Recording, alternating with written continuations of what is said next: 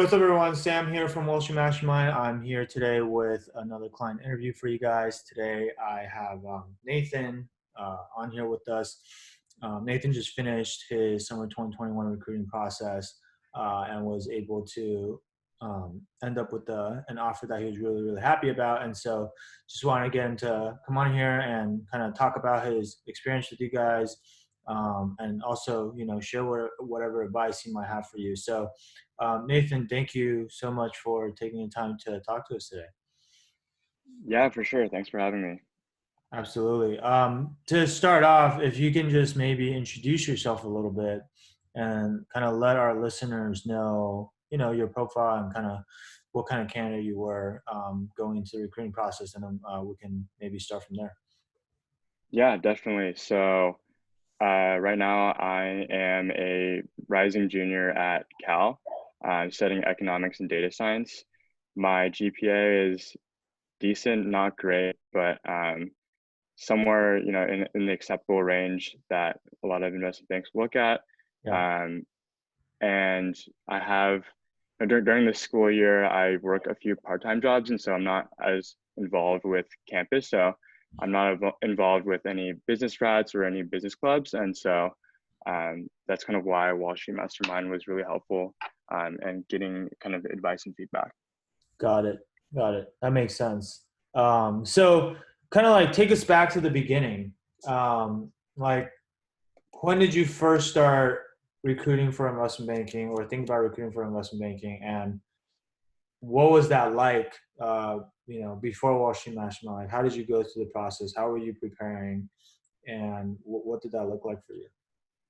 Yeah, so um, investment banking has kind of been like, and at the start, I thought about the role as a freshman, but it was definitely like an on and off type of urge to be able to get a investment banking role, and so I wasn't really fully committed into pursuing investment banking until I would say the kind of end of my sophomore year, beginning of my sophomore summer, and I guess in the sense I was just browsing Google. I looked on Wall Street Oasis. I just like try to get a good picture of what exactly the role entails. I think especially in college, like if you're like a business type person, like there's either two pathways. It's investment banking or consulting. And so I thought like being a more analytical, quantitative person, I thought investment banking might suit my profile a little bit better. And so I basically just like scoured Wall Street Oasis and learned a lot more about the position. And I actually I had like one person, one like senior in my fraternity who I like spoke to about investment banking um, very briefly, but that was kind of the extent of how I started off. Got it. Okay. Your fraternity as in, like a social fraternity, not a business fraternity. Right, right. Social fraternity. Got it. So I mean, I own an account myself, so I kind of know what it's like there, and I think this is the case with a lot of the schools across the country, especially if you go to a kind of a target school, um, or even a semi-target school. There's a lot of these uh, organizations that are kind of like feeder programs into Wall Street, right? Like at Cal, maybe it's the AKSI and what used to be DSP. I don't think they exist anymore, but maybe they rebranded or something. But it's like the business frats or the investment clubs or organizations like that pretty much like take most of the spots going to IB, right? So did you ever consider joining one of those organizations? I mean, I know you didn't end up joining one, but like, did you ever think about joining one, or like, since you didn't, did you find that to be kind of a challenge to kind of go up against a lot of these students that just have a lot more resources and also a lot more, I guess, alumni network, I guess, at these banks? Yeah, definitely. I think, at the time I was considering it, but I didn't really see the full value of being a part of those programs. For me, I thought, I could just do it myself. Like it can't be that hard to break into like an industry, right? But I think basically like that thinking was really wrong. Like just looking back on it, I definitely should have joined some kind of business club or business organization where I could have gotten a little bit more mentorship or a little bit more guidance. Mhm. Just because, again, like it was me scouring Wall Street Oasis, me like doing these very blanket Google searches that, you know, sucked in a lot more time than it would have taken to be a part of a club like that. Yeah, got it. And what I mean, um, obviously that takes a lot of time. I get that, right? Scouring Wall Street Oasis and Google and whatnot. Aside from the time factor, was there something that you felt like you needed that you weren't really getting from doing that? Like, is it just a matter of, hey, it takes a lot more time, but you can still get everything you need as long as you just do that, or is there something else that's missing?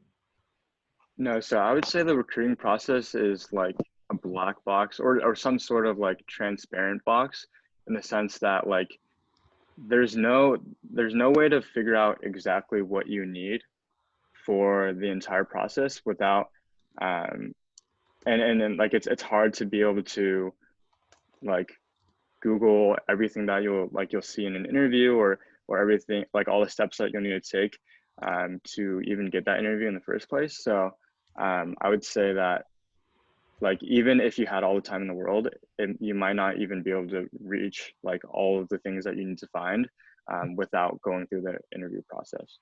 Got it. So basically, time is just one factor, but even if time wasn't a factor, you have to know what to look for, and therein lies the problem because you don't know what you don't know, and then you might miss stuff that just because like it's out there, but you don't know how to look for it, basically, or you don't know you're supposed to look for it. Right, exactly. Got it. That's a very interesting point, actually. And you mentioned Wall Street Oasis because there is a, you may or may not have seen this. Like a lot of our clients coming to the programs have already seen this, but there's actually like a thread on Wall Street Oasis where people ask like if Wall Street Mastermind is a scam, and the whole argument was that Wall Street Mastermind is a scam because everything you need for recruiting is already on Google. Like everything you need, you can just Google everything. That was the argument. It's like everything, all the information is out there. Why would you need to pay someone like Wall Street Mastermind to help you with the process when you can just do everything on your own? But I always found that to be kind of, to be honest, kind of funny because I'm like, well, yeah, I guess theoretically everything you need is on Google, I guess. But I mean, it really isn't. But theoretically, let's just say it is. But like the problem is, how do you sift through all that information, and also how do you know what information is actually good information versus bad information? Because there's a lot of bad information online too, right? Even on a place like Wall Street Oasis, like sometimes there are posts that are really helpful, and a lot of times there are posts where it's just like other students who haven't gone into banking are giving you their opinion, which may or may not be valid, right? So it's like, I personally think that, especially nowadays with investment banking recruiting, just how quickly everything happens and the timeline moving up earlier and earlier. And by the way, like, it's funny because we're sitting here recording this client interview and it's the end of September 2020, and RBC already opened up their application for summer 2022, right? And it's like, okay, that's 21 months away and they're already starting the process. And my point is, time is a factor, right? Like if you want to be ready and competitive as a candidate by the time these processes start, you want to be as efficient as you can possibly be.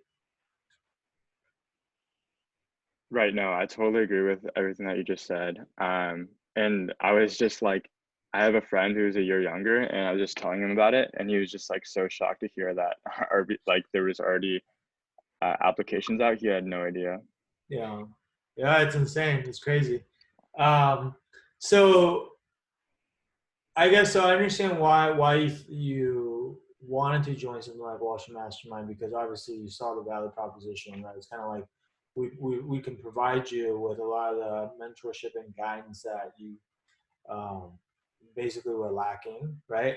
And so once you join Wall Street Mastermind, like what do we actually work on with you, or like what were the things we helped you with that you thought were really impactful, and like what would you say changed between you know how you were going about your preparation pre Wall Street Mastermind and post Wall Street Mastermind?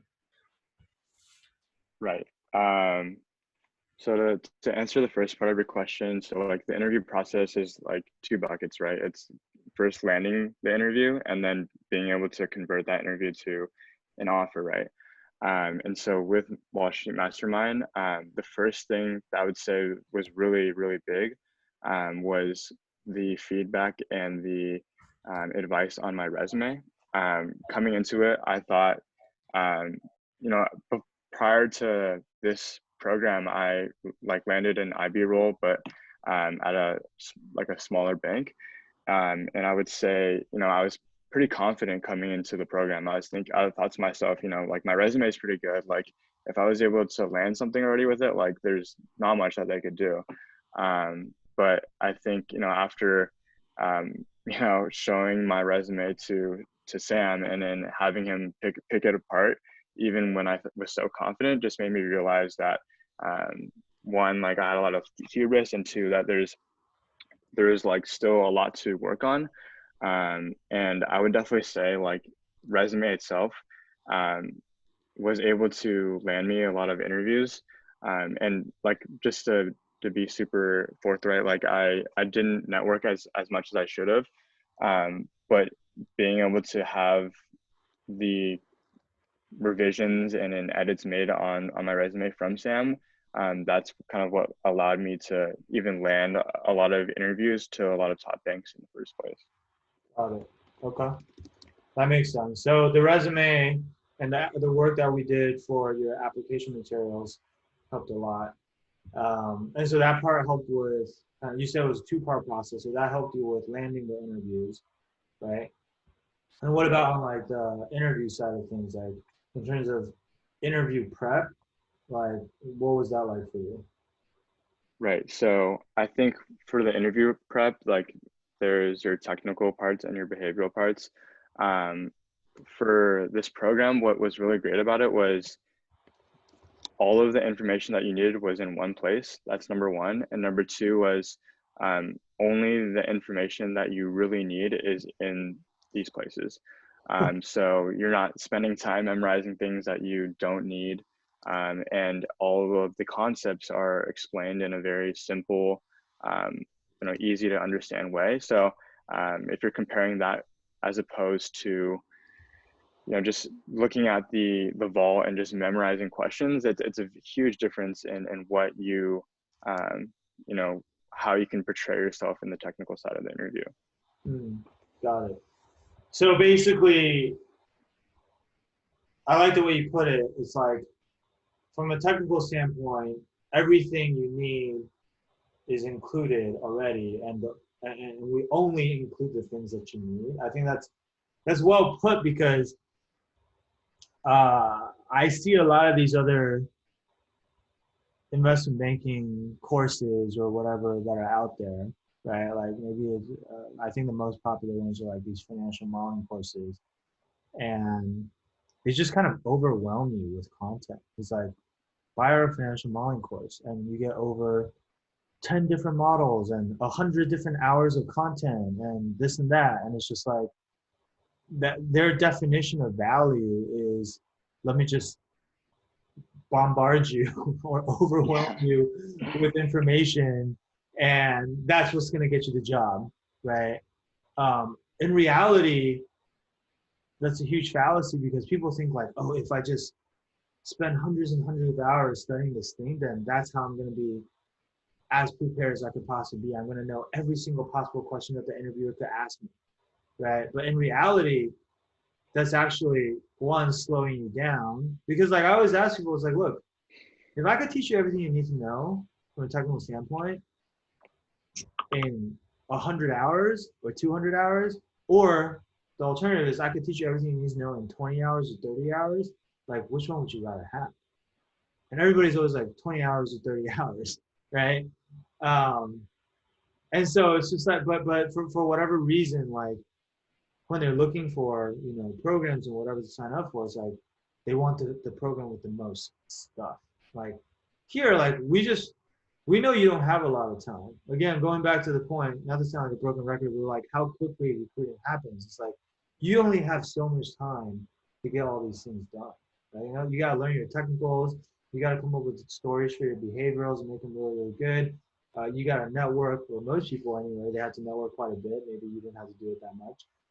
And there's and you got to go out and get relevant experience. Like you did an internship at a bank, right? You gotta keep your grades up in school. Like as a student, you're super busy, and so it's like why learn anything that you don't need, right? Which, by the way, I always tell people, and they find this hard to believe, but you don't need to know how to build a financial model for your summer analyst interviews. Right? Like, I don't know how many interviews you went to, but let's just tell people, like, did any of your interviews or interviewers ever, hand you a laptop and ask you to build a financial model on the spot? Like, did that ever happen? No, no, it didn't. Yeah, that never happens, right? They just ask you, they test you on these concepts verbally, and they want to see that you understand it, right? And so that's kind of how we prepare you guys. Is like we want to teach you how to answer these questions verbally and conceptually without memorizing, right? Because you can never predict what questions are going to ask you. So you're just memorizing questions. It doesn't really work, right? But it's more like teaching you the concept so that you have application knowledge, and that whatever they ask you, sometimes they even ask you very open-ended questions that have answers that you can't really memorize. Or like one of my clients, she got like a bunch of financial statements, like income statement, cash flow statement for a fictitious business, and they were like, okay, tell us, like, go through every single line item and tell us what you see. Do you think this is a healthy business? Or like, what industry do you think this business is in?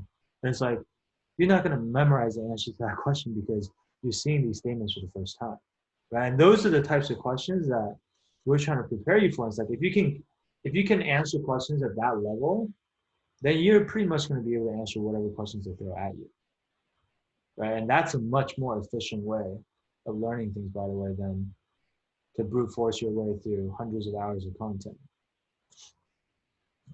Right. So I mean I 100% agree with like kind of what you said there. So I think it's very well put. I might have to use that in my marketing. um, so guys, so on the technical side, then you say it's like basically just like a much more efficient way of learning things.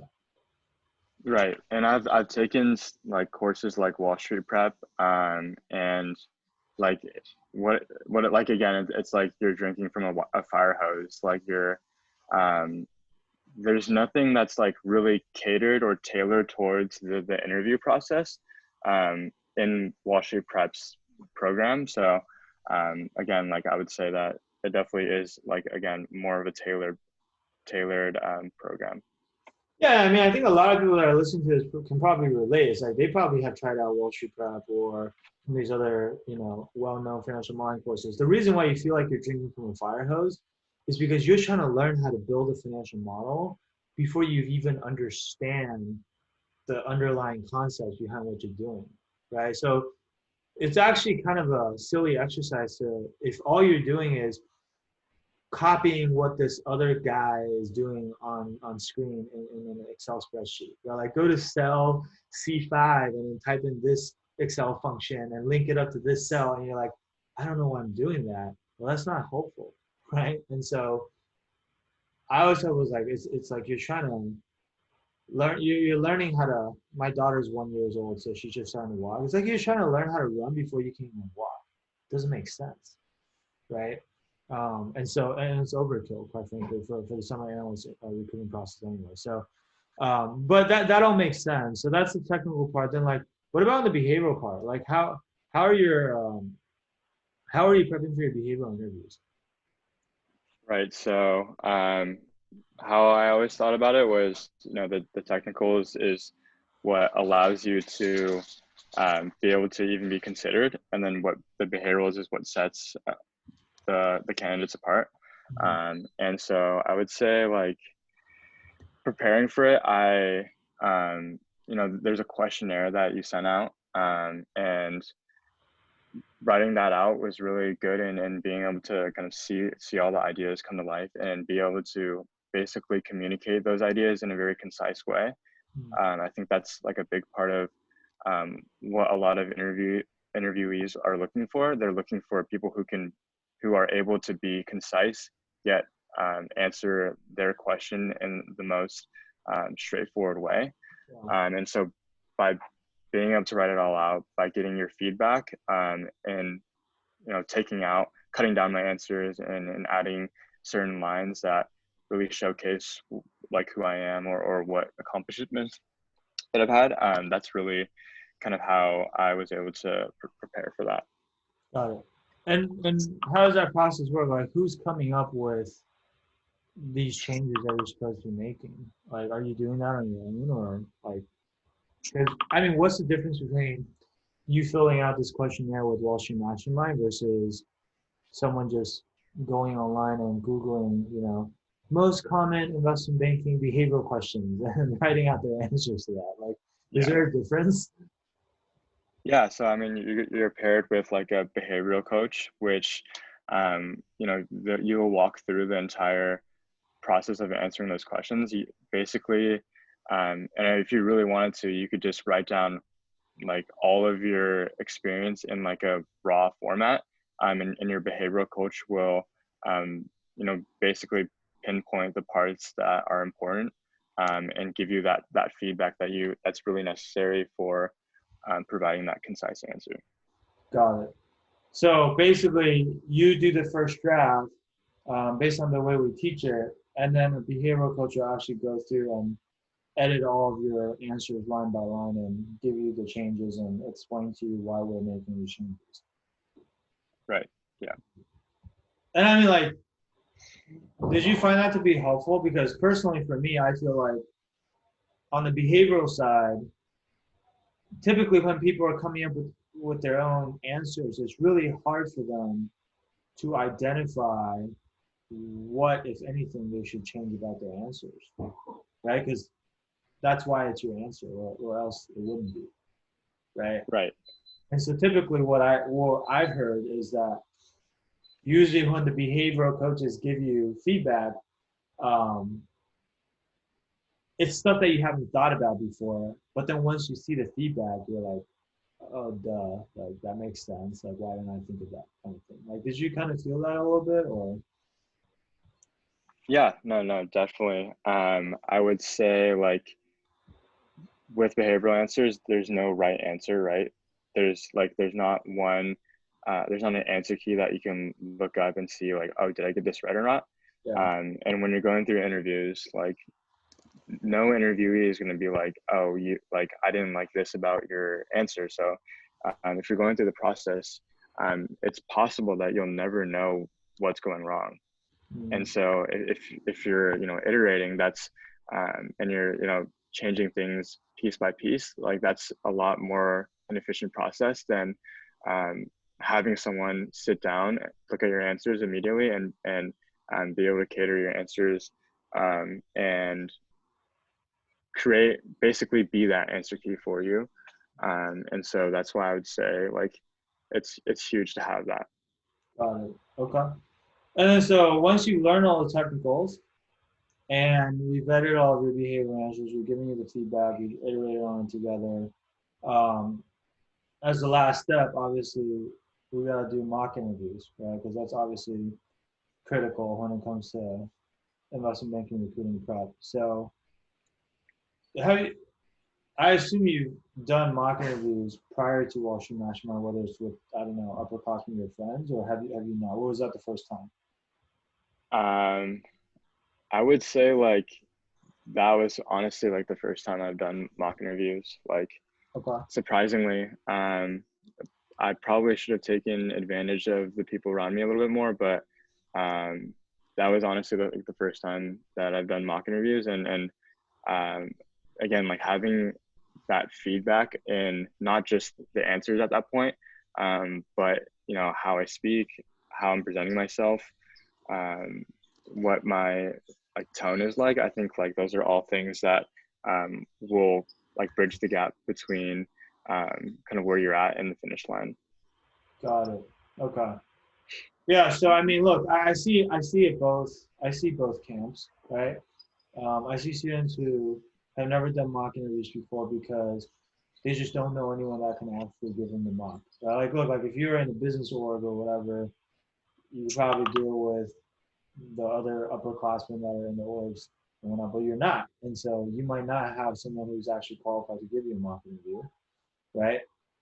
So that's one camp. And then the other camp that I see sometimes is people who have done mock interviews with other people, maybe upperclassmen or whatever, but it's just not very thorough. It's not very detailed, and the feedback is like more surface level, right? And not like because people don't want to give you feedback, but the quality of the feedback that someone gives you is really just based on their own experience and their own expertise. Like how many people, for example, how many people have they actually interviewed before, right? For most it's like for us, when we do the mock interview with you, like how did you feel about those mocks? Like how did you feel about the feedback um, that you received? Like was it actually like was it detailed or not so detailed? Was it insightful or was it kind of already things that you already knew? Like talk about that a little bit.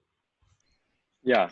So the feedback that I got on my mock interviews were really thorough and really insightful, I would say.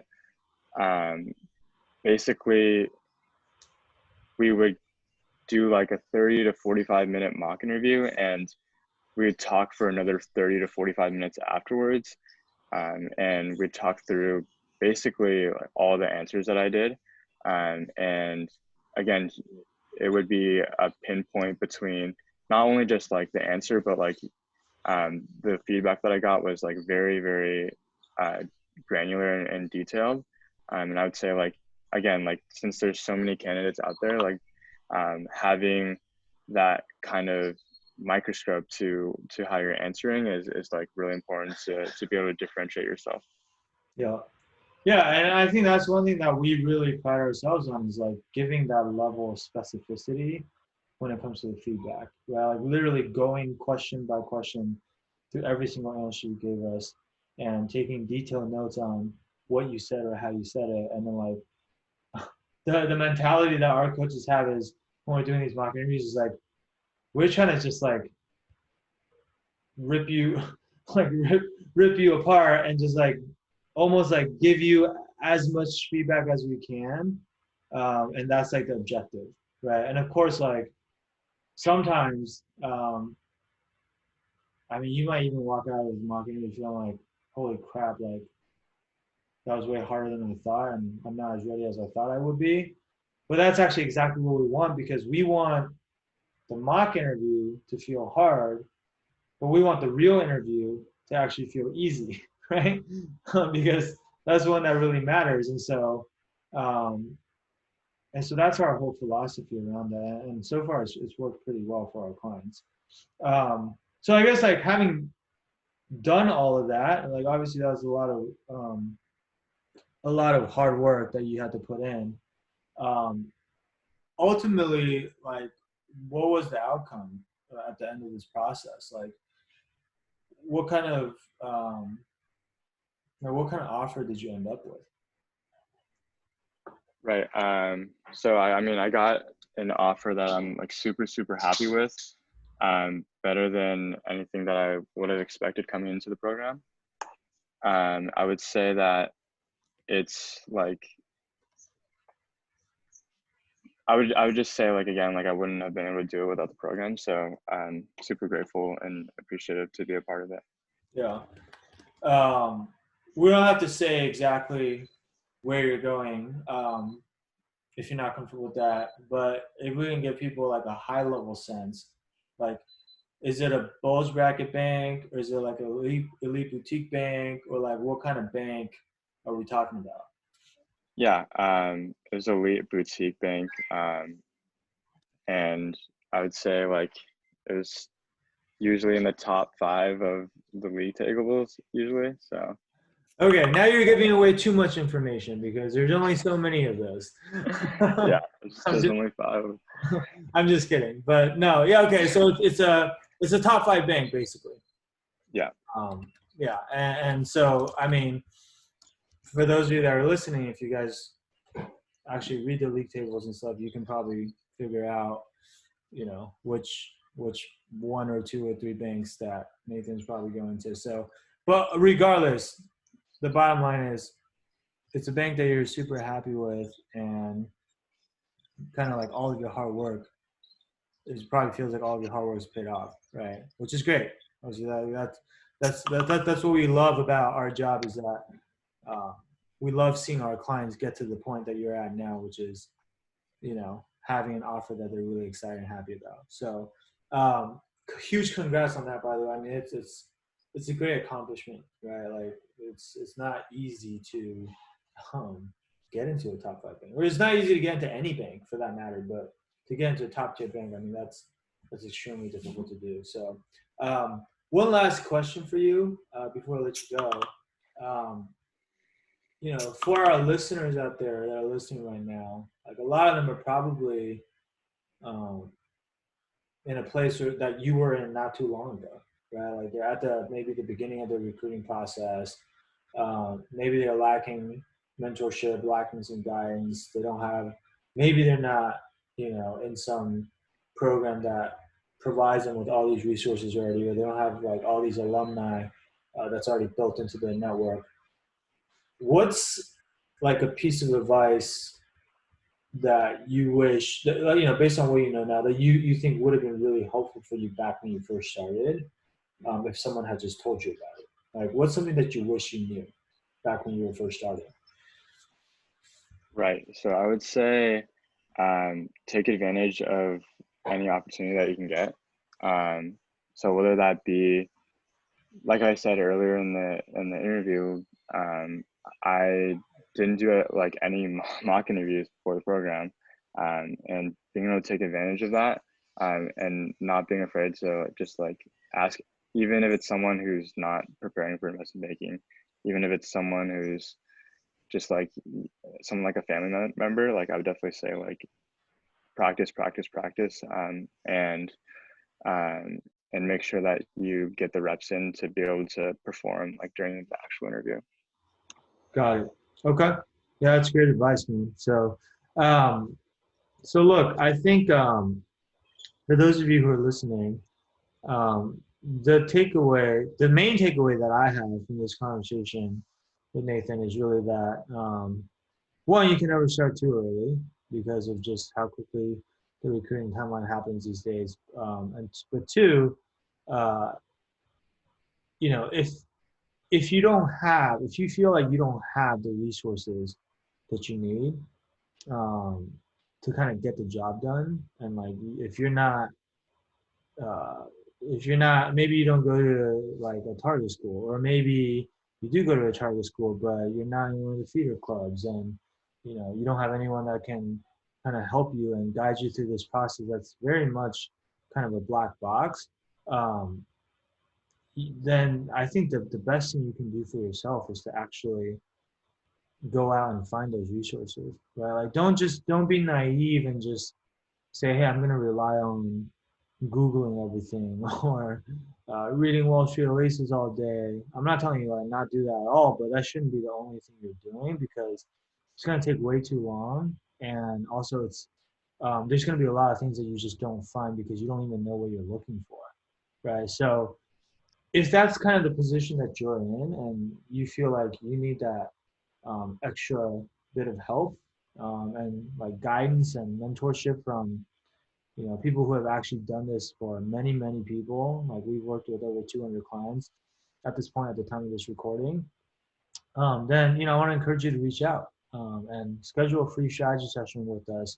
You can jump on with someone on our team, and we're happy to talk to you about your recruiting process and how it's going and what your goals are and what challenges you're currently having, and then just help you come up with a game plan that makes sense for you, right? And it's going to be customized based on the information that you give us. So if that's something that's of interest to you, you can go to www.wallstreetmastermind.com/apply.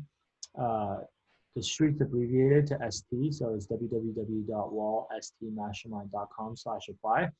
And you can pick a time on our calendar that works for you, and we'll hop on, we'll talk to you, and it'll be probably one of the best hours that you could spend on the entire recruiting process. Okay, so um, that will be it for today. Nathan, I want to thank you again for taking the time to come on here and kind of just share your advice with all of our listeners. And again, huge congrats on the phenomenal outcome that you were able to get through this recruiting process. It's definitely challenging and something that you should be proud of. And I look forward to seeing all the success that you have going forward. And definitely, let's keep in touch and don't be a stranger.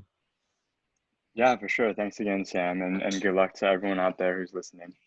Yeah, absolutely. All right, guys. Well, that'll be it for today. It's a wrap, and we'll be back with more of these interviews for you guys in the near future. Okay? Thanks for listening. Bye.